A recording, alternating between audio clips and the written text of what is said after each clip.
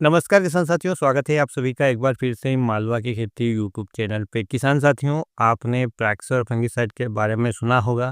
खासकर कि सोयाबीन की खेती करने वाले किसान भाई तो इसको बहुत ही अच्छा फंगिसाइड मानते हैं।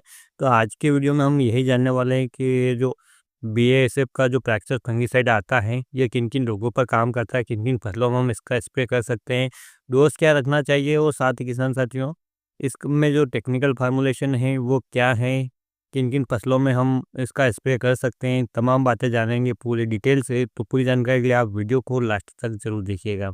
सबसे पहले बात कर लेते हैं किसान साथियों इसकी टेक्निकल की कि इसमें फार्मूलेशन क्या-क्या है, क्या-क्या टेक्निकल इसमें मिलाए गए हैं। तो इसमें जो पहला टेक्निकल है किसान साथियों है, वो है फ्लुक्स पाइरोक्साइड जो 167 ग्राम प्रति लीटर के हिसाब से है, और दूसरा है पायरास्ट्रोबिन जो 333 ग्राम प्रति लीटर के हिसाब से एससी फार्मूलेशन में। ये एक ब्रॉड स्पेक्ट्रम फंगिसाइड है जो पौधों के अंदर जाकर काम करता है, या यूँ कह सकते हैं कि सर साथियों ये एक प्रकार का सिस्टमेटिक फंगिसाइड है जो पौधे में अंतर प्रवाही रूप से काम करता है और फंगस जहाँ पे है उसको ख़त्म करता है।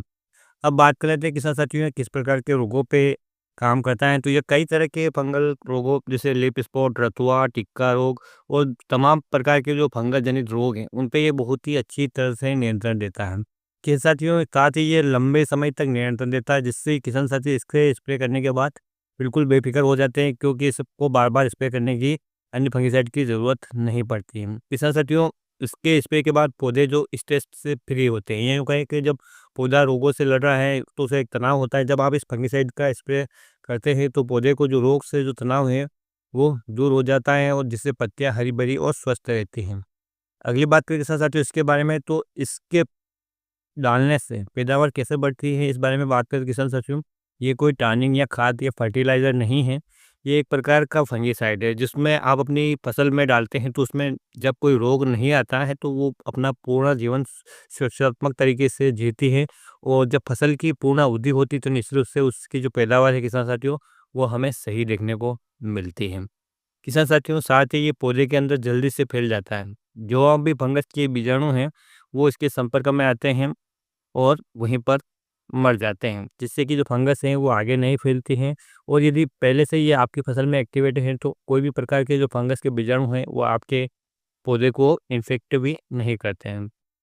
किन किन फसलों में इसका प्रयोग कर सकते हैं तो किसान साथियों सामान्य जैसे सोयाबीन, मूंगफली, कपास, गेहूं, मक्का और अन्य फसलें जो उनमें भी फंगल डिजीज लगते हैं उनमें आप इसका जो प्रयोग है वो कर सकते हैं। एक साथ मल्टी टाइप की जो फंगस है ये कहें कि जो फफूंद है उन सभी को ये खत्म करता है और बहुत ही अच्छा रिजल्ट देता है।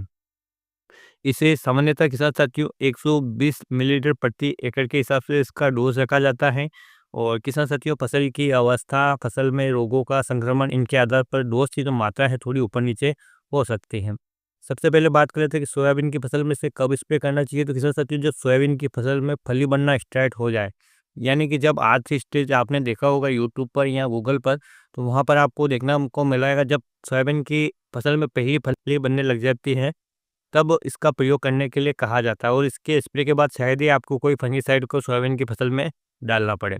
कपास की फसल में इसका जो स्प्रे का समय एक साथ है जब कपास की फसल में पहला फूल खिलता है, जब इसका स्प्रे किया जाता है। मूंगफली में भी किसान साथियों सामान्यतः 50 से 60 दिनों के भीतर जब आपकी फसल में फलियां बनने लग जाए उस समय इसका प्रयोग आप कर सकते हैं, और गेहूं की फसल में जब उसका जो फ्लैग लीफ है, झंडा पत्ती है किसान साथियों वो निकलने के बाद इसका जो प्रयोग है वो किया जाता है। तो ये इस प्रकार से एक बहुत ही अच्छा फंगिसाइड है, और आप इसे एक अच्छे नियंत्रण के लिए समय पे प्रयोग करते हैं तो इसके बाद किसान साथियों आपकी फसल में सभी प्रकार के फंगल रोगों से आपको मुक्ति मिलती है।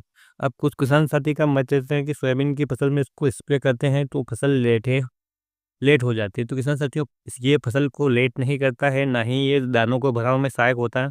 जैसा कि मैंने आपको बताया कि ये एक प्रकार का फंगिसाइड है, तो फंगिसाइड है कि जिसकी वजह से पौधे में फंगस नहीं लगती। जब फंगस नहीं लगेगी तो किसान साथियों दानों का भराव भी सही होगा और फसल भी पूर्ण जीवन जीवेगी, जिसके कारण किसान साथियों उसकी जो समय होगी पूरी की पूरी होगी।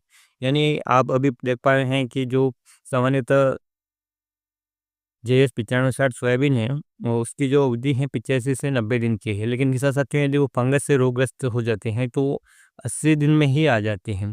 तो इस हिसाब से उसकी उम्र 80 दिन नहीं है और वो 80 से 90 दिन में हार्वेस्ट होती है। लेकिन जब मैंने आपको बताया कि जब रोगों का अटैक हो जाता है, जो फसल की अवधि है वो कम हो जाती है। तो यहाँ पर यदि आप इस फसल में भी सही समय पे स्प्रे करते हैं तो आपकी जो फसल है, चाहे जेस्ट 95-60 है तो वो भी पूर्ण अवस्था में लेती है, यानी 85 से 90 दिन का समय ले लेती है। तो आप कहते हैं कि फसल लेट हो गई, फसल कभी लेट नहीं होती इसके प्रयोग से। तो आप इसे समय पे प्रयोग कर लें तो आपकी जो किसान साथियों हार्वेस्टिंग है वो भी समय पे होगी और रोगों का जो अटैक है वो भी नहीं होगा। और बहुत ही अच्छा फंगिसाइड है, काफ़ी ज़्यादा किसान भाई इसका प्रयोग करते हैं लेकिन थोड़ा-सा महँगा है। इसकी वजह से बहुत सारे किसान भाई इसके जो अल्टरनेट है वो भी ढूँढते रहते हैं और वो दूसरे फंगिसाइड का भी स्प्रे करते हैं। तो आपकी फसल में इसे स्प्रे करने का सही समय मैंने आपको बताया कि जब फलियाँ बनने लग जाएँ। अलग-अलग फसल की जो यूँ कहें वैराइटियाँ हैं तो उनकी जो अवधि है वो अलग-अलग है, तो आपको वहाँ पर दिनों के हिसाब से ना देखकर आपकी फसल की अवस्था देख लें कि उसमें फली बनने लग गई है क्या, और उस अवस्था में आप इसका प्रयोग करें। सामान्यतः जैस 95-60 में दूसरे स्प्रे में ये जो इस प्रयोग में लिया जाता है। इसके आप किसी भी एनपीके के साथ और किसी भी कीटनाशक के साथ मिलाकर स्प्रे कर सकते हैं और बहुत ही अच्छे रिज़ल्ट आते आते हैं इसके। तो किसान साथियों, आपने कभी यदि प्रयोग किया है तो आप कमेंट में मेंशन ज़रूर करें कि क्या इसके प्रयोग से फसल लेट होती है? क्या उत्पादन बढ़ता है? ताकि अन्य किसान भाई भी ये वीडियो देख के कमेंट करें तो उनको भी मार्गदर्शन पता चले कि वास्तव में ये फंगिसाइड कैसे है और क्या काम करता है, इसके फ़ायदे और नुकसान क्या है। तो उम्मीद करता हूँ किसान साथियों ये जानकारी आपके लिए लाभदायक रही होगी और ऐसे ही वीडियो पाने के लिए आप चैनल पे बने रह सकते हैं। और वीडियो अच्छा लगा हो तो आप इसको अन्य किसान साथियों के साथ शेयर करें ताकि उन्हें भी जानकारी का लाभ हो। फिर मिलेंगे एक नई वीडियो में एक नई जानकारी के साथ, तब तक के लिए जय हिंद, जय जवान, जय किसान।